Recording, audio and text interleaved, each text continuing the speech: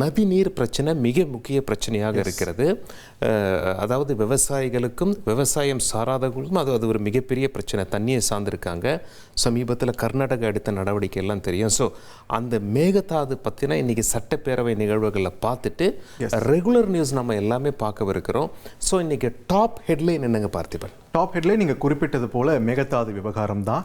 சட்டமன்ற கூட்டத்தொடர் தொடங்கி அது அவை நிகழ்வுகள் எப்படி இருக்க போதுன்னு எல்லாரும் ஒரு ஆர்வத்தோடு இருந்தாங்க. ஆனால் நேரலை பாதியில் நிறுத்தப்பட்டது அப்படின்றது மட்டும்தான் ஒரு சிறிய குறையாக இருந்தது. மற்றபடி சட்டப்பேரவை நிகழ்வுகள் அதை சார்ந்து எடுக்கப்பட்டிருக்கக்கூடிய தீர்மானங்கள் இதெல்லாம் இன்றைய நாளோட ஹைலைட்டாக இருக்கு. ஓகே. ஸோ அந்த வகையில் மேகதாது அணைக்கு எதிராக சட்டப்பேரவையில் முதலமைச்சர் விஜய் கொண்டு வந்த தனி தீர்மானம் ஒருமனதாக நிறைவேற்றப்பட்டிருக்கு. திமுக, அதிமுக, கம்யூனிஸ்ட், விடுதலை சிறுத்தைகள், காங்கிரஸ், பாமக மற்றும் தேமுதிக உள்ளிட்ட எல்லா கட்சிகளும் தங்களோட முழுமையான ஆதரவை தெரிவித்து இந்த தீர்மானம் நிறைவேறியிருக்கு. மாண்புமிகு முதலமைச்சர் அவர்களின் தீர்மானம் திருத்தியவாறு பேரவையின் முடிவுக்கு விடப்படுகிறது. ஏற்போர் ஆம் என்க.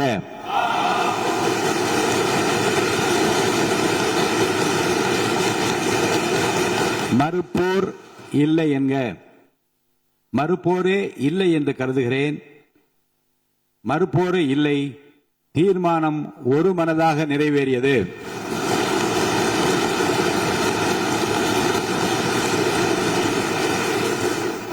மற்ற விவகாரத்தில் வேணா அடிச்சுப்போம், ஆனால் தமிழ்நாட்டுக்கு ஏதாவது ஒன்றுனா எல்லாரும் ஒரு அணியில் திரண்டு நிற்போம் அப்படின்றத நம்ம எம்எல்ஏக்கள்லாம் இன்னைக்கு சட்டப்பேரவையில் மீண்டும் ஒரு முறை நிரூபிச்சிருக்காங்க. எஸ், முதலமைச்சர் விஜய் அவர்கள் பேசும்போது என்ன சொன்னார் அப்படின்னா, மேகதாது அணை விவகாரத்தில் கர்நாடக அரசின் தன்னிச்சையான முடிவை ஏற்க முடியாது அப்படிங்கிறத ரொம்ப தெளிவாக உறுதிப்பட சொல்லிட்டாரு.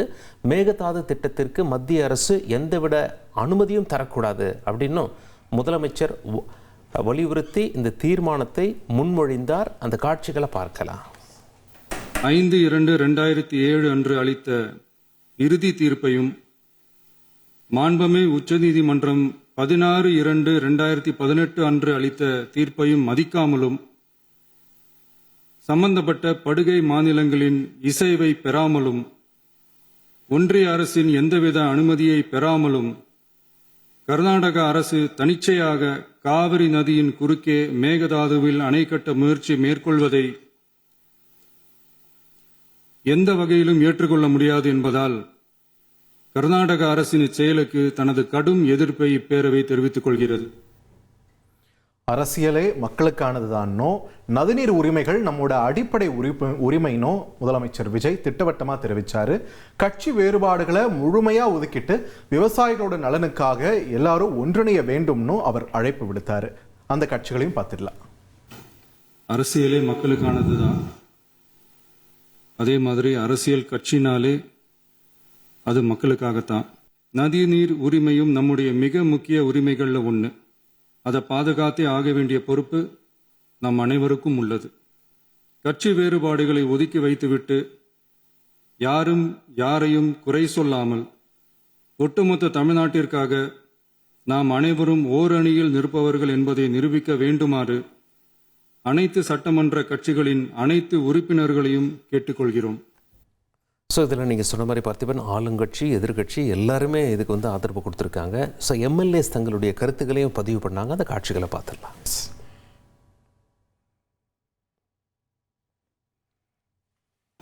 கர்நாடக அரசின் இந்த முயற்சியை முறியடித்து தமிழக விவசாயிகள் நலனை பாதுகாத்திட தமிழ்நாடு அரசு எடுக்கும் அனைத்து நடவடிக்கைகளுக்கும் இப்பேரவை தனது ஆதரவை ஒருமனதாக தெரிவித்துக் கொள்கிறது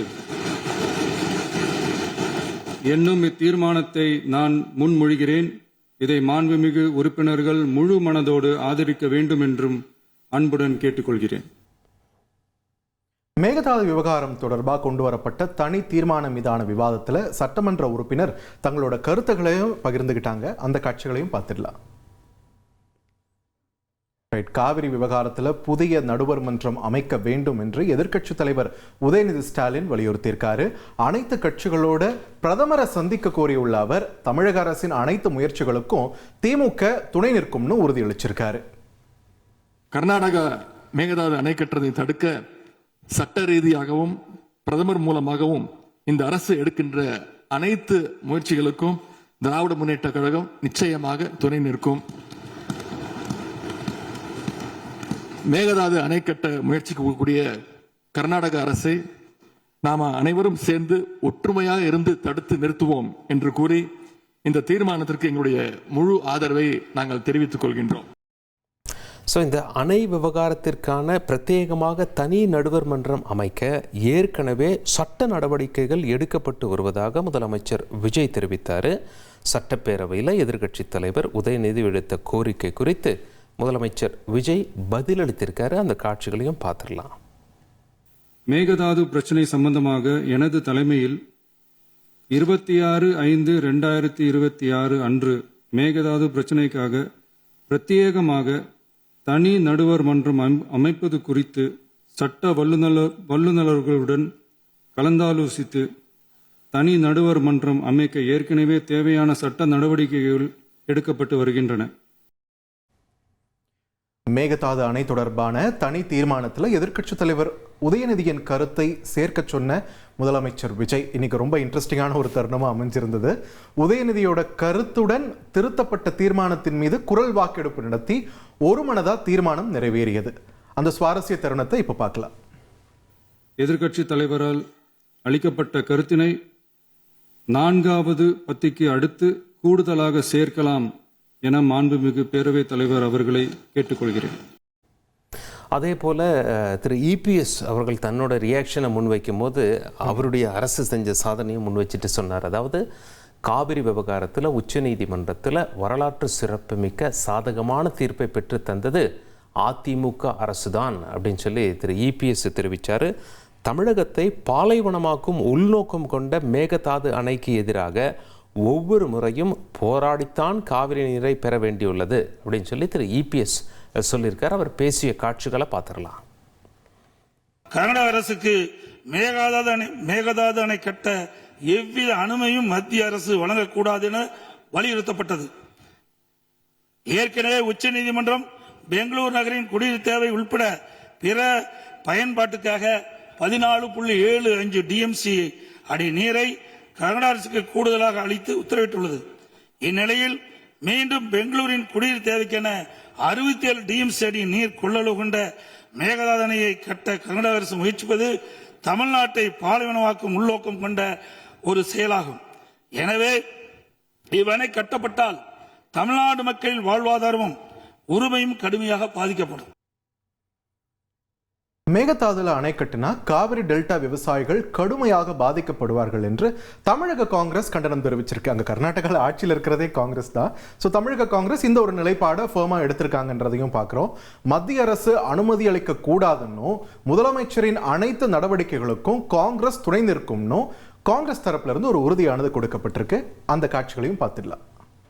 சுமார் 67 டிஎம்சி தண்ணீரை தேக்கி வைக்கும் இந்த திட்டம் செயல்படுத்தப்பட்டால் ஏற்கனவே தண்ணீருக்காக போராடும் காவிரி டெல்டா விவசாயிகள் கடுமையாக பாதிக்கப்படுவார்கள்.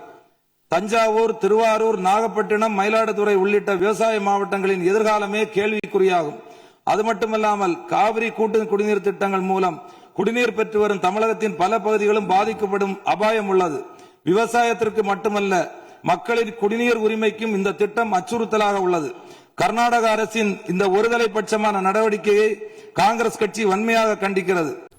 அதே போல் அமைச்சர் வன்னியரசு அவர்கள் பேசும்போது என்ன சொல்லியிருந்தார் அப்படின்னா, மேகதாது விவகாரத்தில் தமிழகத்தின் நியாயமான உரிமைகளை அடிப்படையாக கொண்டு மத்திய அரசு பாகுபாடின்றி தீர்மானத்தை ஏற்றுக்கொள்ள வேண்டும், நதிகளை தேசியமயமாக்க வேண்டும் என அம்பேத்கர் கூறியதை சுட்டிக்காட்டி விடுதலை சிறுத்தைகள் கட்சியில் வன்னியரசு வலியுறுத்தியிருந்தார். இது வரலாற்று சிறப்புமிக்க முன்மொழிவு. நாம் அத்தனை பேரும் சட்டமன்ற உறுப்பினர்கள், தமிழ்நாட்டு மக்கள், தமிழர்களுடைய உரிமைகளை பாதுகாக்கக்கூடிய அத்தனை கட்சிகளும் மாண்புமிகு முதல்வர் அவர்கள் முன்மொழிந்த இந்த முன்மொழிவை எந்த பாகுபாடும் இல்லாமல் ஏற்றுக்கொள்ள வேண்டும் என்கின்ற கோரிக்கையை முன்வைத்து விடுதலை சிறுத்தைகளின் சார்பில் முழுமையாக இந்த தீர்மானத்தை வரவேற்கிறோம். தொழிலாளர் நலன், பாசனம் மற்றும் மின்சாரம் ஆகிய துறைகளுக்கு அமைச்சராக இருந்த புரட்சியாளர் அம்பேத்கர் அவர்கள் மிக முக்கியமான இந்த மத்திய நீர் ஆணையம் தொடர்பாக அன்றைக்கு முன்னெடுத்தது தொடர்பாக இன்றைக்கு நமக்கும் பயன்படுகின்றது. மக்களுக்கு பயன்படும் நீர் ஆதார திட்டங்களை நடைமுறைப்படுத்த நதிகளை தேசியமயமாக்க வேண்டும் என்ற கருத்தை புரட்சியாளர் அம்பேத்கர் அவர்கள் முன்னெடுத்திருந்தார்கள்.